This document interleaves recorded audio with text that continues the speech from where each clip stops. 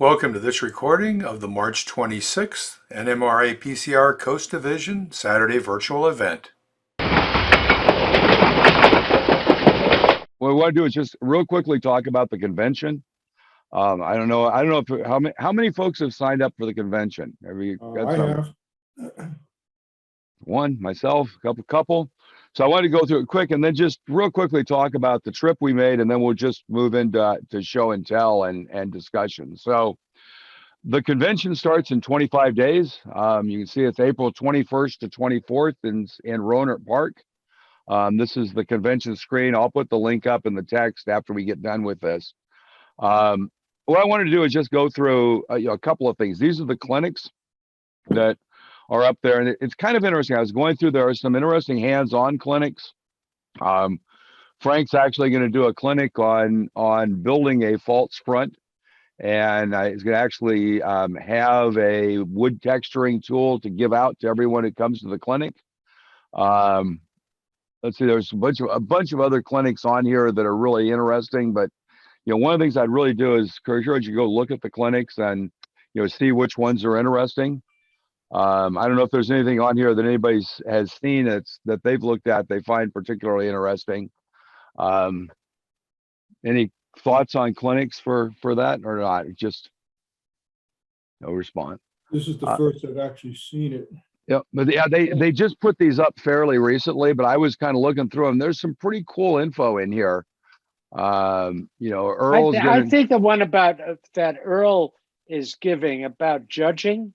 Earl always gives great clinics, and it's going to be interesting to see. Hopefully, I'm going to be able to make it to see what is going on with,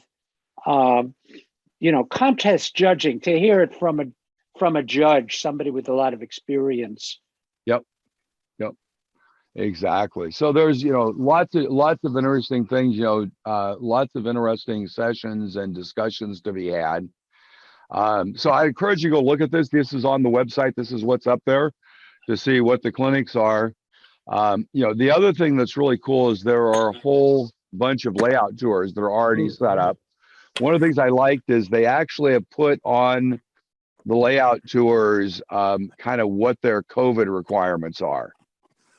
So they basically allowed anyone who has a layout tour to either ask for masks and or vaccination cards. So you can kind of see here a little bit what will be required if you go to one, which may let people be a little bit more comfortable in terms of going. One of the things I did was, I think there's some pretty amazing layouts up in the Redwood Empire and in that area up on the peninsula up north of San Francisco. Jim Providenza's layout. I always liked Bill Kaufman's layout. I thought that was really always cool. Both Ed Marin and Ron Kaiser building, layouts that reflect larger areas, and just a shot of Vern Alexander's. But like I said, this is 5 of the layouts that will be open. I think total there's almost 20 layouts so far that'll be open over the course of the convention. And what's really cool is if you're there for 3 days and you take the afternoons and drive and do the layout tours, you can see a number of these. Once we get this set up, we can have some conversations and try to get some carpooling going for layout tours amongst those of us from the coast. So that I thought was pretty cool, worth looking at. There will be 3 operating sessions. So if you're interested in trying one of the operating sessions, there are 3 operating sessions to be signed up for. Denny told me to make sure I talked about the convention car.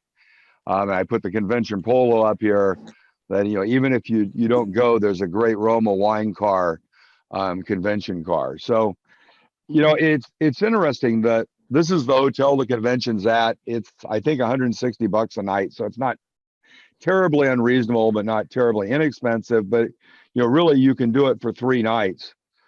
So I'm actually set up. I'm going to be going out. I think I'm saying the 20th or the 24th. But I think it's for us as a convention. It's the first time we've been back for 2 years now. We missed 2 years worth of conventions. So this one should be, I think, a lot of fun. So any thoughts about the convention or questions or? Bill, it's Frank. 2 things. Chris Palermo is going to be giving the keynote speech. Yep. He'll be out. I'm meeting with him for a couple other things, and the way Earl's going to do the contest results will give us a lot more time.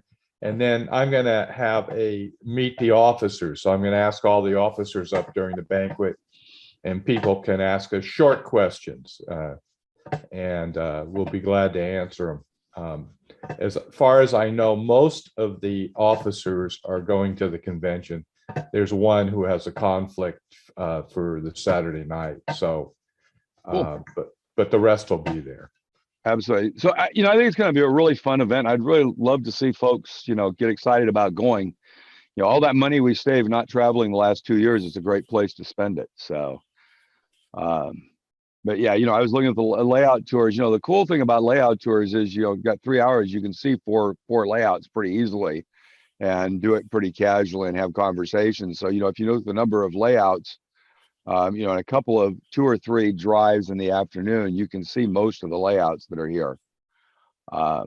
Anyway, well, that was it. I wanted to make everybody aware of it. It's sneaking up on us. It's only 25 days away. So, literally it's going to start within about 3 weeks. So got to get going for that.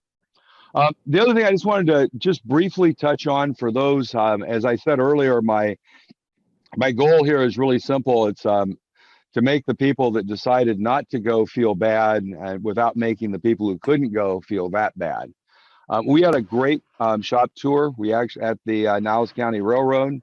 I think we had 26 people. We asked the conductor from the railroad who counted the number of people, and we were in one of the cars, and she said there were 26. We kind of met as a group about 10:30.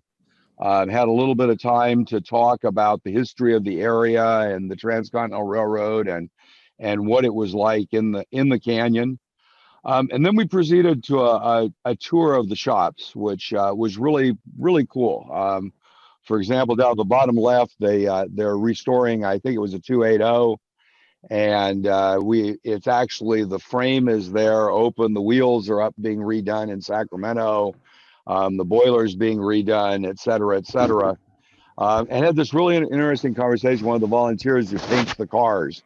And I thought the most interesting comment he made was that the overspray will blow at least 500 feet if you don't pay attention when you're painting a car out, when you're spray painting a car outside. So that was kind of fun. Got to see the engines there, talk a little bit about them. We went inside the main shop where there's and I'm going to mispronounce this, Kraus Mulfel, the diesel that was built by the Germans that was bought by the SP to try to shame General Motors into building more powerful engines. And they've actually restored that, had a very interesting discussion about that engine, which is not a diesel electric engine, it's a diesel hydraulic engine.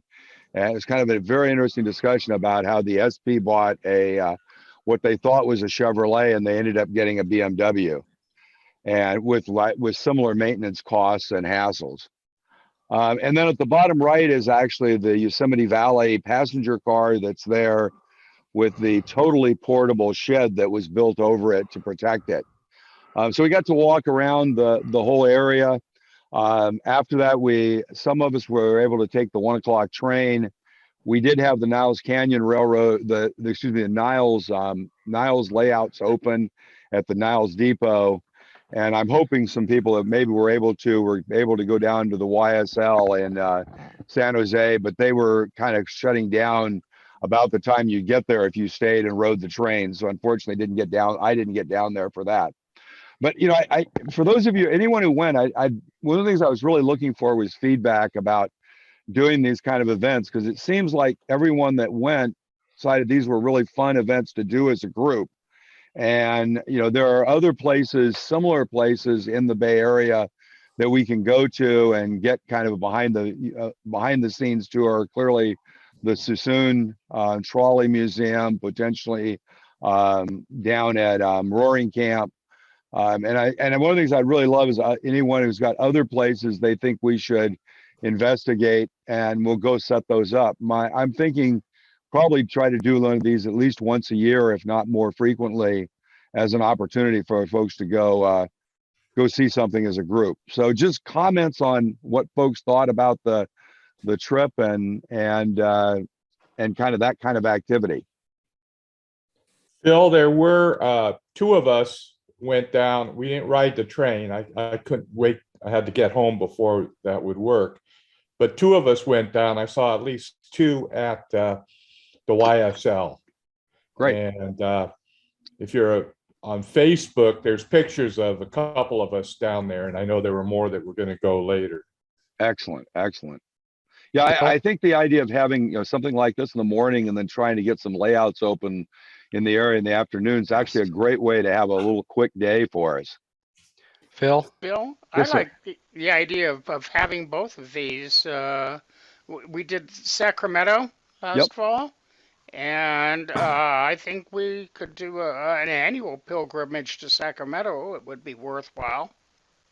That's actually a very interesting thought as well. The other thing we could do, as things kind of open up a little bit, we could ask and try to schedule a tour of the shops in Sacramento. I know I think when the narrow gauge convention was there was it 19 or 18? Either the narrow gauge convention or the PCR convention. I don't remember which. Maybe it was the PCR convention. The SP Historical did it in 2015. Yeah. So that was another option. And by the way, if you could think about any of those, I will start, if we're interested in doing this, I'll start putting a list of potential options together. And that's definitely one maybe to go back there and try to do a shop tour up there one day. You got some hands up, Phil. Yes. Oh, go for it, Jesse. I'm sorry. Yeah, I just wanted to just add support to the fact that I thought the Sacramento museum trip was an excellent activity. The train ride, the being up there, the discussion at the museum and that sort of stuff. And, I in one sense, I'm not sure I'd want to go every year. And on the other side, I'd love to, but I just want to think that was an excellent trip. Super. Phil? Yes, sir. Just let everybody know I'm in the grips of influenza, so I will be bugging out of here to go lay down. It was a wonderful trip, and then even more fun was visiting with Joyce and her hubby and seeing her garden railway. Thank you so much, Joyce. You guys take care. I'm out of here. Bye. Take care, David. Take care of yourself.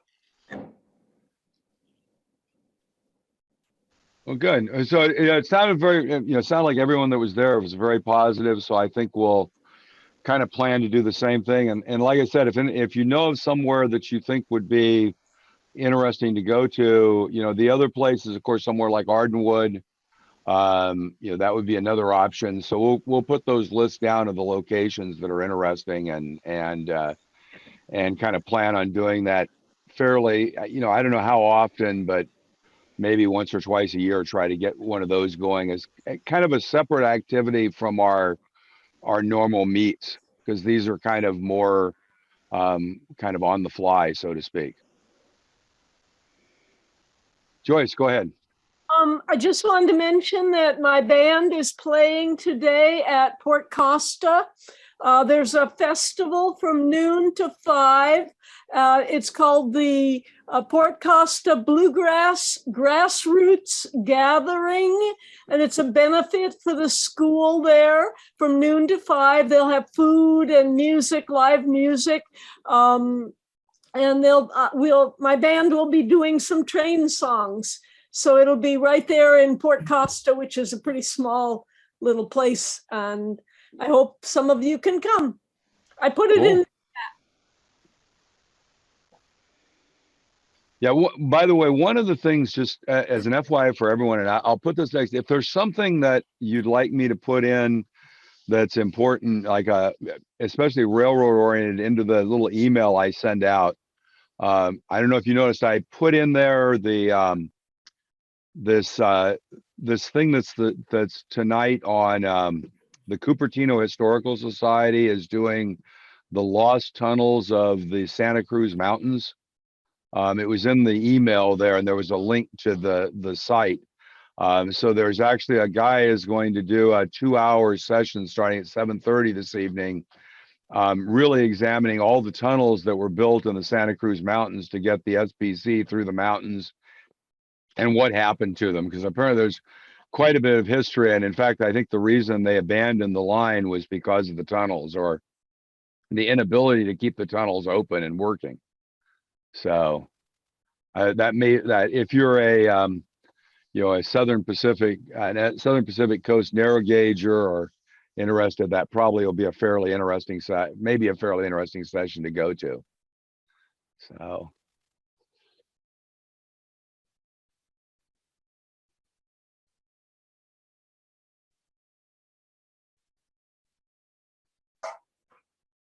Hey, Phil, this quick Yes, sir. question. Can you actually see me now? we can. You You know, got what it. it was is there is a retractable camera on the top of the computer. So you push it in and it just is flush with the top, and then you can pop it up. So we were seeing inside the enclosure. That's why it looked weird. Right. Cool. Well, that's good. Got it all set up now.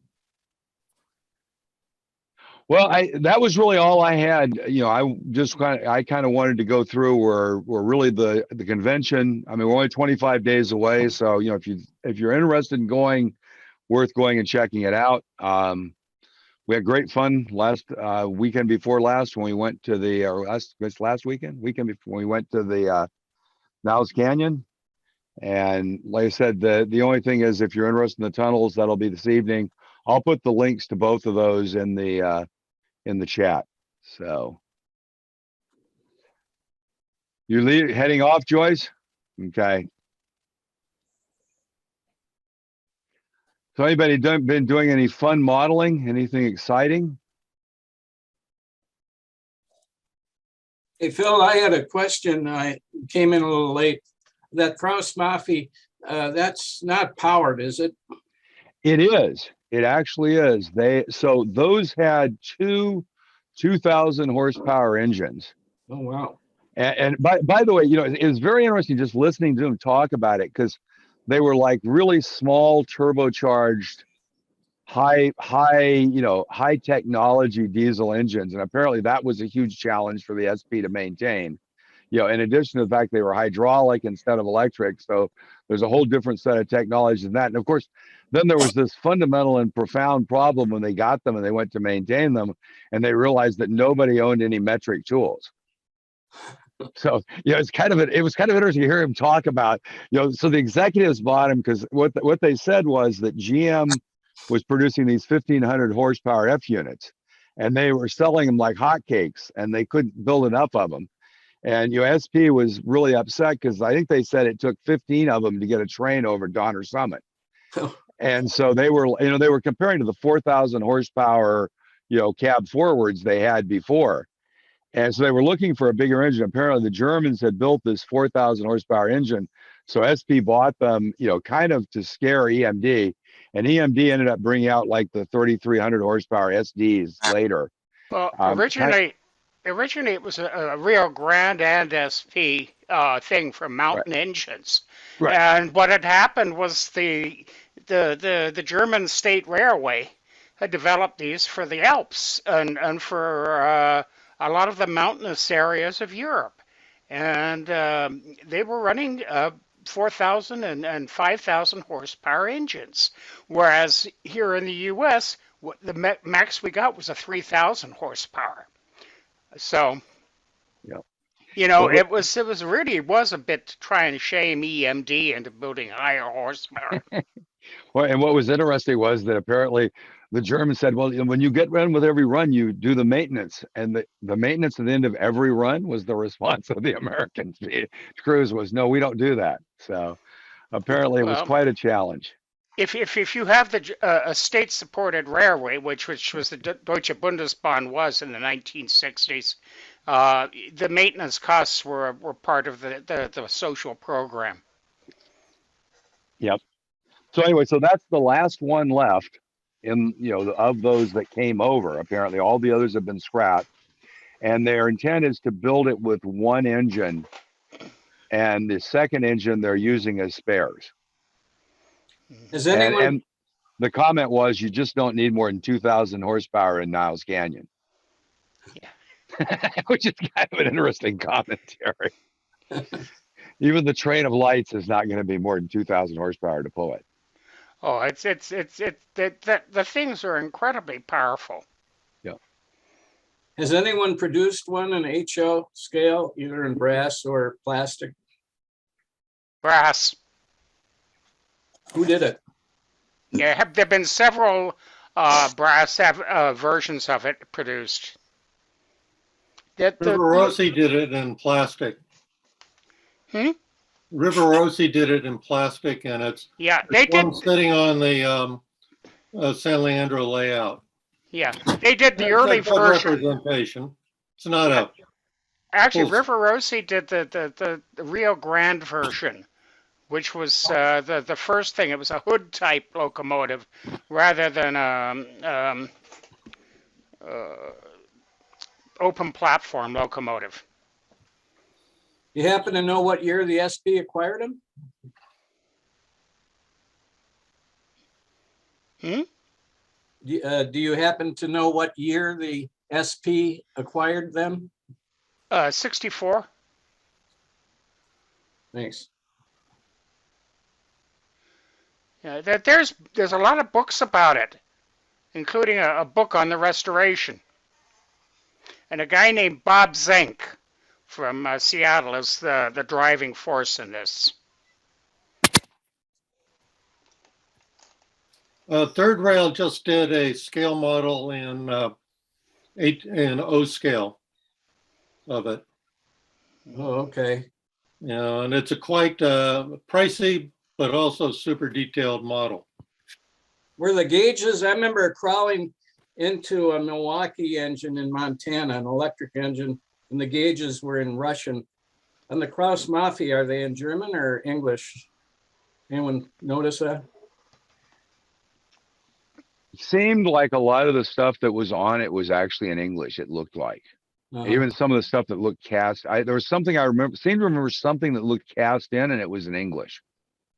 Okay. Like they'd actually done something to make it more English. I don't know. I'm trying to remember something. I was kind of surprised it wasn't German, but there was definitely some German involved there. Yeah, when 9010 was converted into the camera car, which they were using to do like an airline simulator for training engineers, a friend of mine in San Francisco was asked by the SP to build the cab out of plywood to use in the simulator.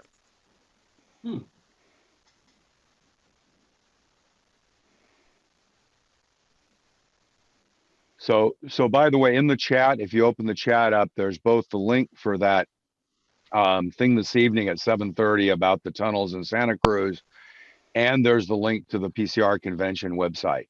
So if anyone's interested in either, they're just clickable there in the chat.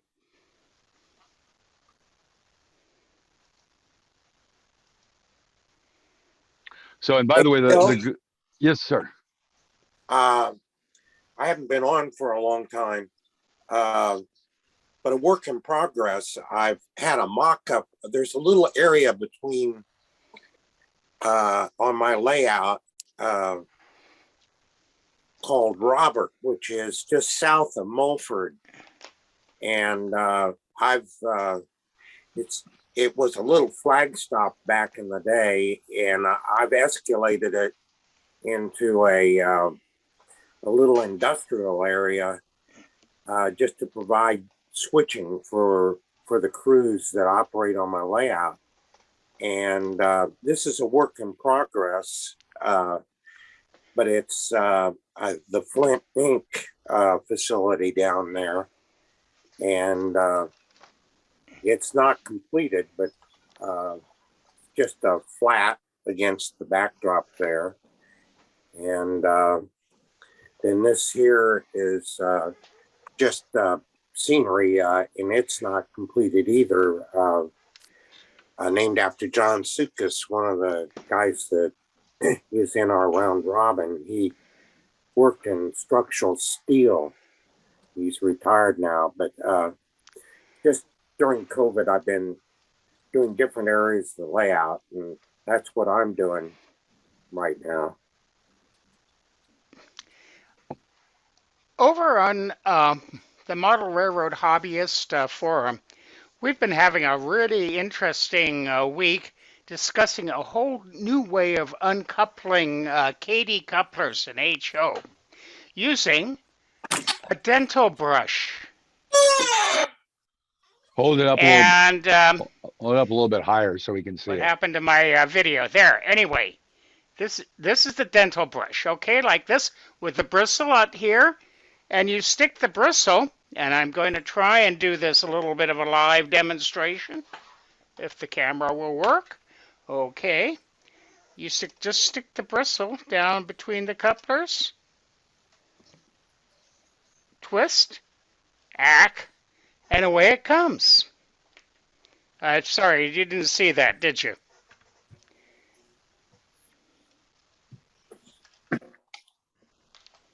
So anyway, just an interesting idea that you can use things from a totally different world,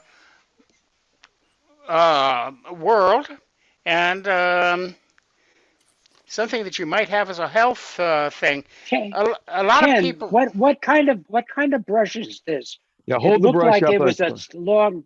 Hold it up to the camera again, the tip of Okay, it. there we go. Come on, if I can get this up to the camera. Oh, Yeah, it's it's- one of these long rotating round ones, not a one with the bristle sticking up. Yeah, that's the ones that are designed to go between your teeth and your gums, down in those little holes between your teeth down there, and clean it. It's like the verse. They have some smaller ones that are very disposable. That are similar. This one's longer. Yeah, okay, I know Tiny. what it is. Anyway, it was a unique idea of something that just came up, and you could just twist it in the between the in a KD coupler, and it uncouples it.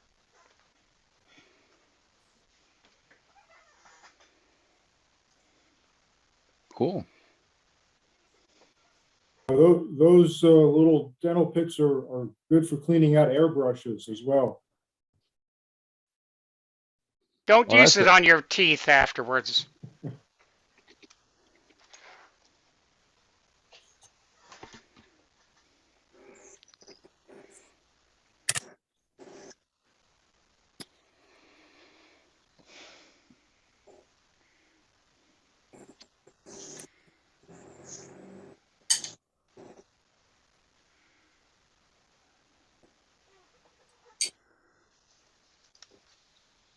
It looks like there's a whole bunch of them on Amazon of those things, different kinds. Yeah.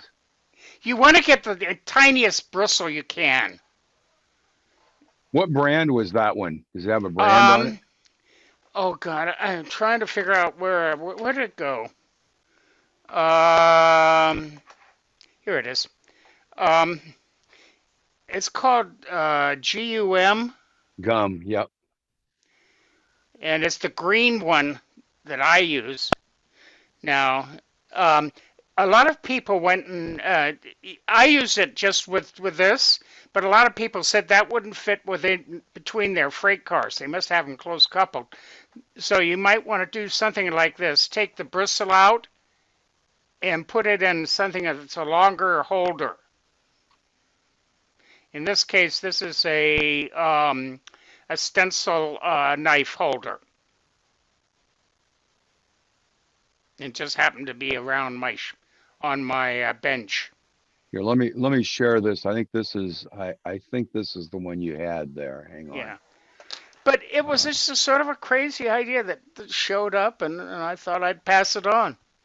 So I think this is what this Yeah. looks like. It's Exactly. That's the brush.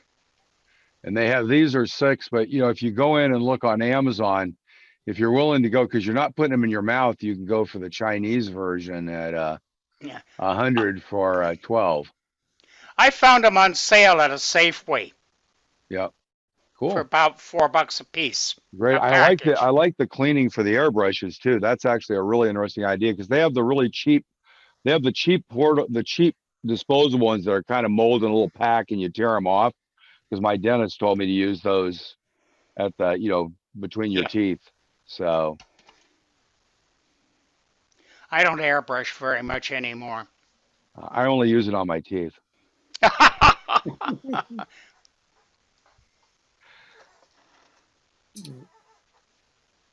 Anyone else got anything interesting, exciting?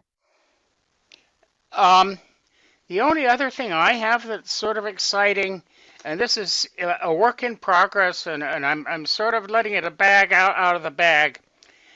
But for those of you who are again SP modelers, and you have an HO and you have a Walther's C30 caboose, and the end ladders and everything start to disintegrate after time. I mean, mine is about 20 years old and so forth.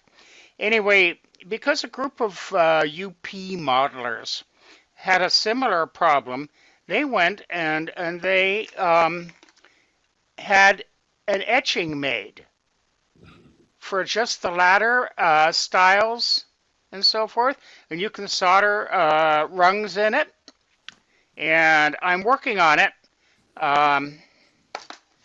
It's not the easiest thing in the world to solder them. I can show you a few. Oh no, it's probably they're pretty tiny to solder.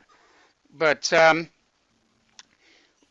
anyway, because of it, I got talking to these guys, and we're talking about doing an SP version. There's a slight difference between the UP ladder and the SP ladder, in that the UP ladder has a little funny jog that kept the ladder a little further out from the handrail and area.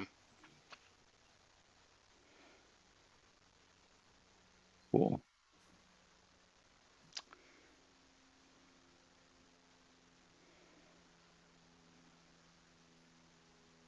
I'm having weirdness with my photo viewer. I just don't understand this. I don't know what happened to my. Everything just went on the ground. Ah!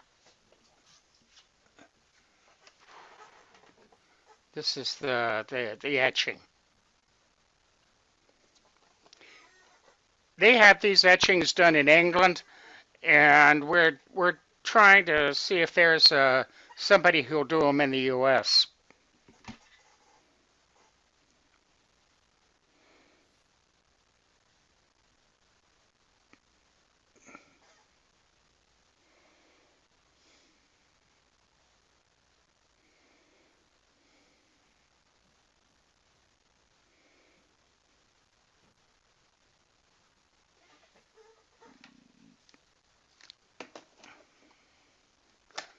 They sell a similar device to your brush idea at Just Trains. It's basically a toothpick device.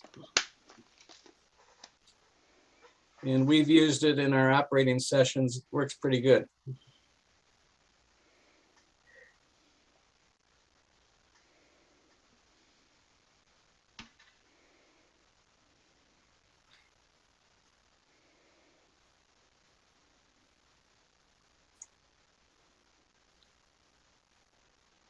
Hey, Phil, getting back to the convention quick, I was looking at the operating sessions. How do we actually go about signing up or requesting to be an operator?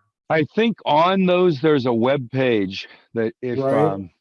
so hang on here. Let me, Okay, so click on the web page. yeah, then. here. And let me share my screen again. I think if you look here, like you go to the website, I think you visit the website here, Right. and I don't know, is that where you can see it or to sign up? Let me see That if it just says. shows, that just talks. Oh, about here the- up at the top, if you'd like to host. Yeah, that's hosting. Well, that's an interesting question. I will have to look at that and see. I may have to get back to everybody and figure out what's the Let me see if I cut it off at the bottom. Nope. Not obvious to me. So actually, if you go, so this is if you click the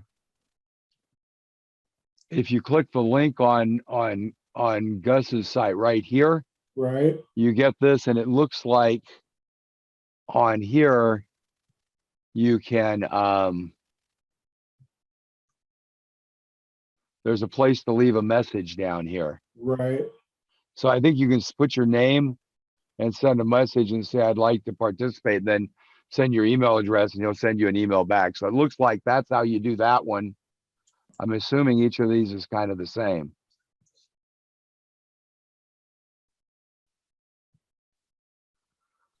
I think maybe send an email to him. Let me take the, let me go ahead and send Denny an email and say he needs to have a better place to sign up. It's Right.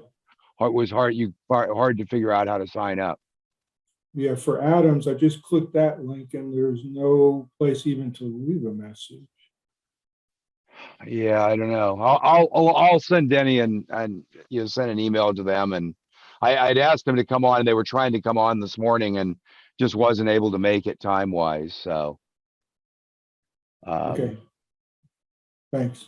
no worries. Thank you.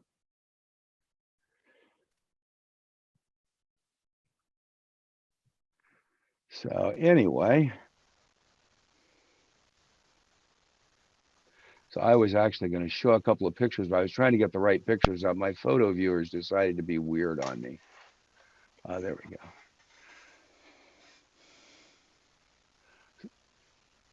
So let me see if I can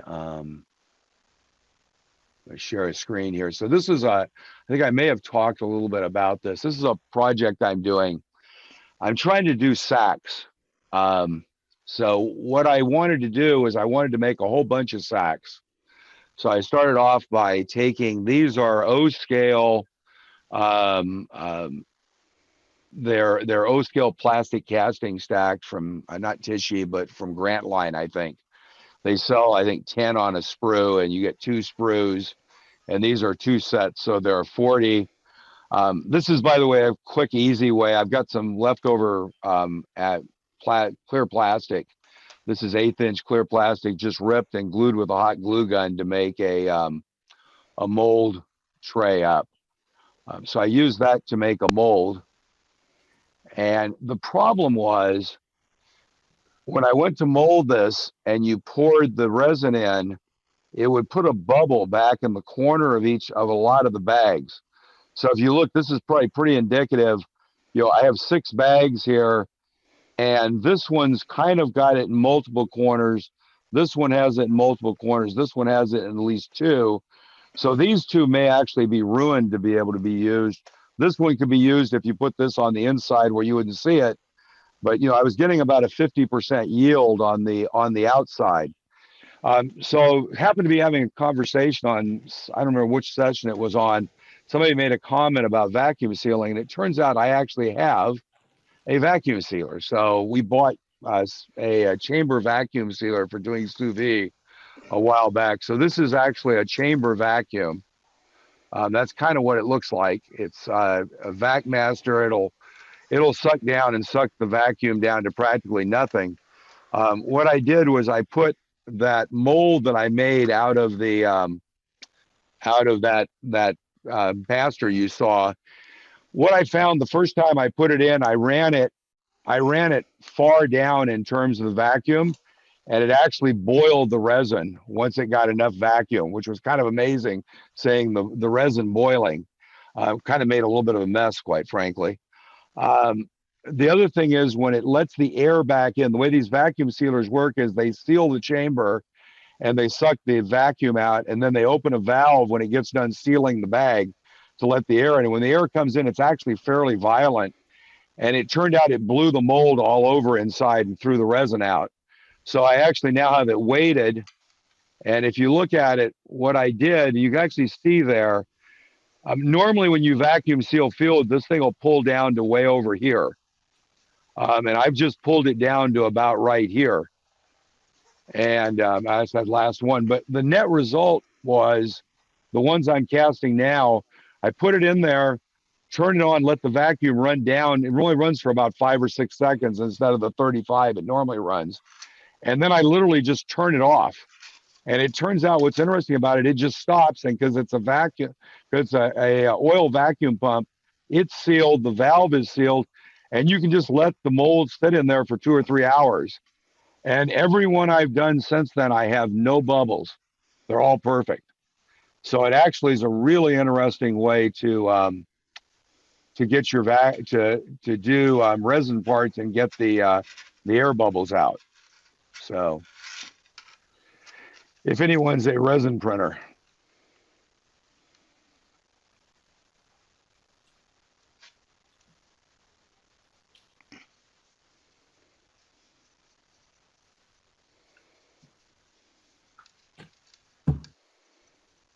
Bill, may I resurrect something? You certainly may. Okay, Ken Adams is on there.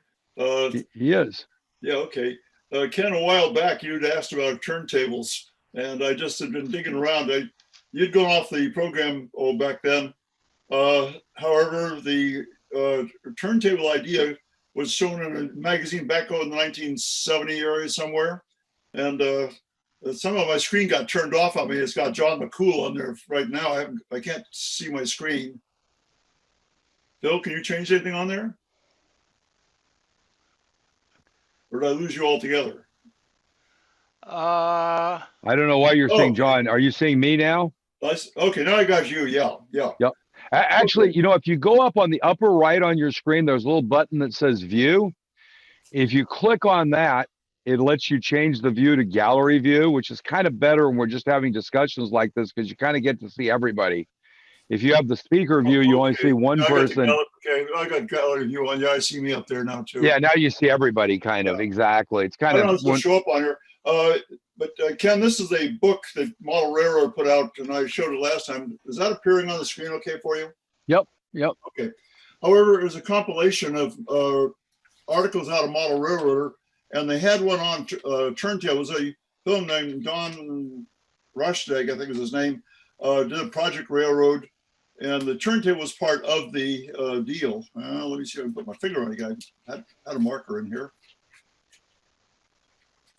which I unfortunately pulled out, I guess. Okay.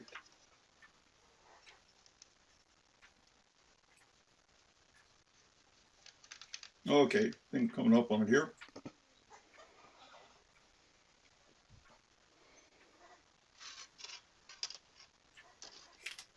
My apologies for screwing up on that one. I did have it, and then I destroyed myself. Anyway, the upshot was, if you were looking for a turntable idea, this one could be adapted to any size turntable, any kind of configuration. It's a simple approach to it, and it works. I did build one back in the 1970s period somewhere, and had it on my layout. It was hand operated. It was not a mechanical device to do that. And it did the job. And I thought, frankly, it looked pretty good at the time. Unfortunately, here it is. I'll try and hold up and see if this will work for you. Is that appearing on the screen okay? Mm-hmm. Yep, Okay. that looks, there we go. Yeah. Anyway, you can see the pit was designed to use railroad ties to make the wall around the pit. That can be adapted to anything you want. You can make concrete, you can make blocks, you can just improvise some other material, I'm sure. The bridge on the turntable, if I can flip the page here, was really quite simple. Now, in essence, what it shows here, you can make it out, turntable is upside down as you're looking at it. Block over the middle with a bearing shaft in it. The outside walls could be styrene, could be cardboard, cardstock, whatever your preference is. And the blocks on the end, they carry the wheels on it. Mind you, this is now 1969, 72, been somewhere in there. I used a pair of old Ken Kidder railroad trucks. You remember things that ancient. And I took the wheel sets off one side, and you can see the picture of the, if I can point to it, let's see right up here, the truck is only half a truck, but it rode on the ring rail around the perimeter of the pit. And it was marginal on pickup. It did the job. There's a split rail on the pit to conduct electricity. Like I said, this is very basic. However, the overall turntable, the concept, the appearance of it, yes, you put gravel in the pit and all this sort of thing, can make a very, very attractive little turntable. Now, the exact edition this came out, I can remember this part of a series. I do not remember the exact years they did it, but it was somewhere around the early 70s, I believe. So, and the project railroad was called the, what do they call it? Portage Hill, I think it was, and Communica Railroad, something like that. It was a mythical Wisconsin Railroad, what it was. Actually, the whole railroad was kind of interesting. But I thought just for your sake, if you're looking for a turntable idea, say one answer, and it was one that worked, I thought, quite well and wasn't too difficult. It just hit me something that could be very interesting to think about. Some feedback about if it'd be interesting. If we at one of our events set up brought a computer and a scanner printer, we could actually scan something like that. So, for example, if you wanted to get those, because scanning something like that for individual use is not really a copyright violation, and copying it. So we could actually set up where, if you had something done, you could bring it to one of our events, get with Ken and go over to the copier and copy it so he could have a copy of it for building. Might be because a lot of people don't have scanners at home and things to be able to do that. Might think about setting that up as have a place to share documentation, because a lot of us have documentation that other folks want. And if we, you could put something up on the groups.io and say, hey, does anybody have this copy of this magazine with this article? And if somebody comes back and says yes, say, hey, bring it to the next PCR meet and go to the copy station and make me a copy, will you? Mm-hmm. I mean, I need to look and make sure there's no legal issues with doing that. But, it's kind of, if you think about all of us together, we probably have in our closets every document ever written. And so what I'm saying is that if we just made that kind of a way we culturally work where, hey, if I need something, I can post it and everybody will if somebody's got it, they'll say, hey, I've got it. I'll bring it to the next meet and we'll get you a copy of it so you can use it for your modeling. I mean, it's an interesting thought that we have. I'm kind of thinking about this a lot just in general, this idea of distributed inventories, distributed libraries. And it's interesting. We think about the Coast Division as all the members as a whole library. We probably have just about everything in our libraries. Probably. Because that way, that article, for example, you decided to build regardless of how you decided to build a turntable, having an article like that, you may get one or two great ideas out of it to apply to your project. Even if you don't do it exactly the way they did it, you might look at 3 articles and use a little bit out of all 3 to build what you think's your ideal turntable. Anyway, I've had a lot of thoughts about this, about how much information we have from the past that because it's not digital and it's not easy to move around, we don't share as easily as we could. Mm-hmm.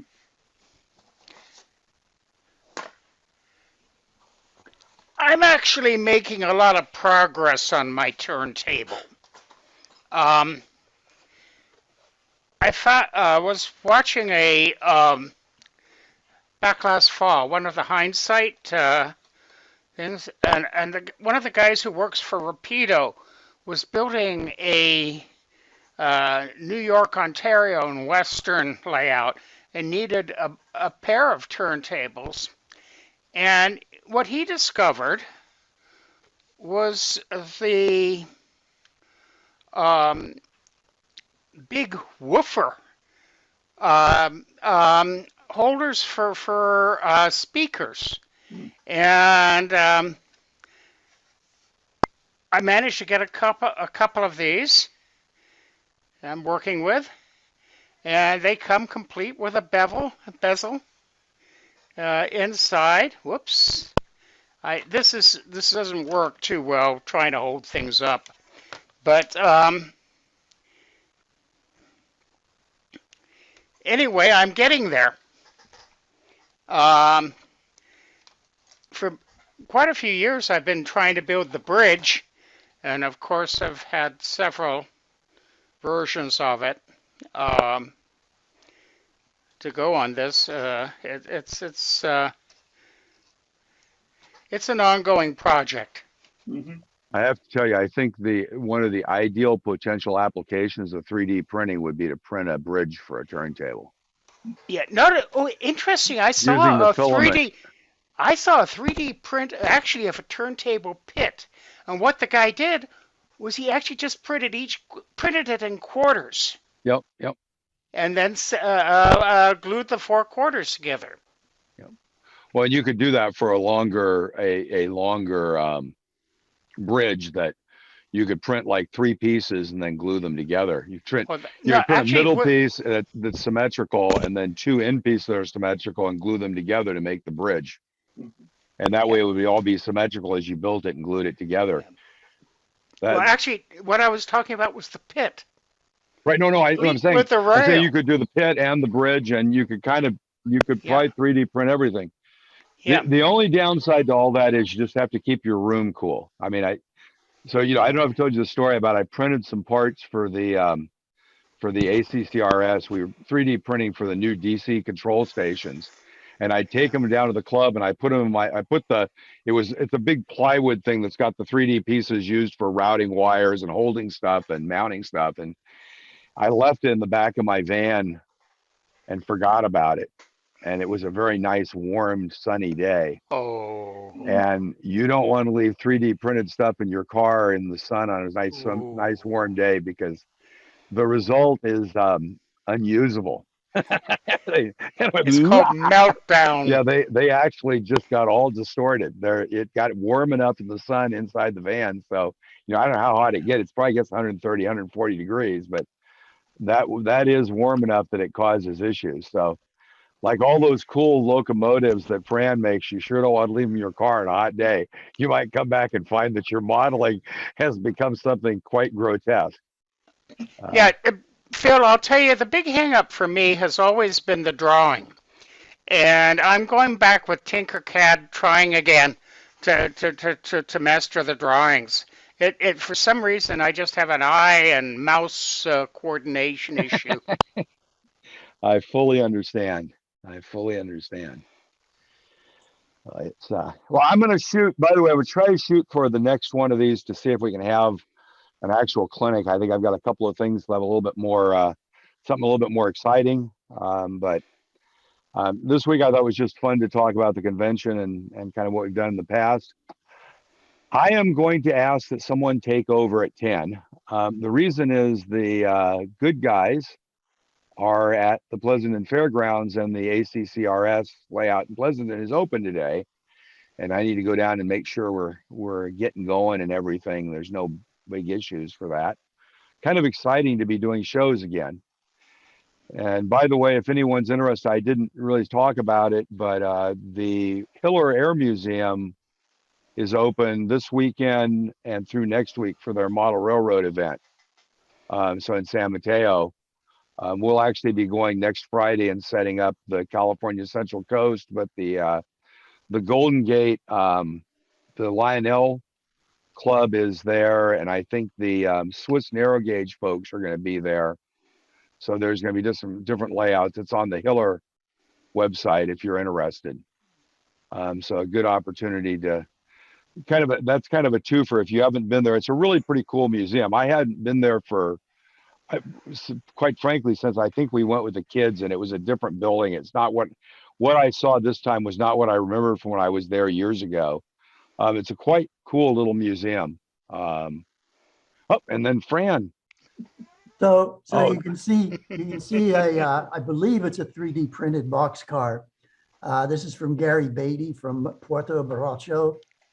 And so he figured he ruined it. But the guy is extremely creative. So he went on through. Oh, wait a second. So now heat modeling is actually a new modeling technique to 3D print stuff and let them melt in the sun just enough. That is pretty cool. That is cool. John Allen would love it. And it fits right in with the overall modeling. That's pretty neat. Frijoles de rail. Freaked. Anyway. Okay. So anyway, so what I'm going to do is then, is there anyone who'd like to take over and just, you don't have to do anything. I just have to leave somebody in control if I leave, because if I just leave, it's going to shut it down. So Fran, are you going to hang for a little while longer or? Yeah, I will. I will. If I have to do anything administratively, I'll be No, back. you don't. It just requires somebody to be, and you actually have the ability to mute people if you want. That's kind of about it. So Okay, I'll I'm take going to it. leave the meeting and leave it to Fran. Thanks everyone. And we'll see you all in a couple of Well, weeks. And if you didn't sign up for the convention, check it out and think about it. I think it's going to be a lot of fun and love to see more of us get together. So with that, I am going to give it to Fran and thanks everyone. Have a great Thank you, one. Phil. Bye now.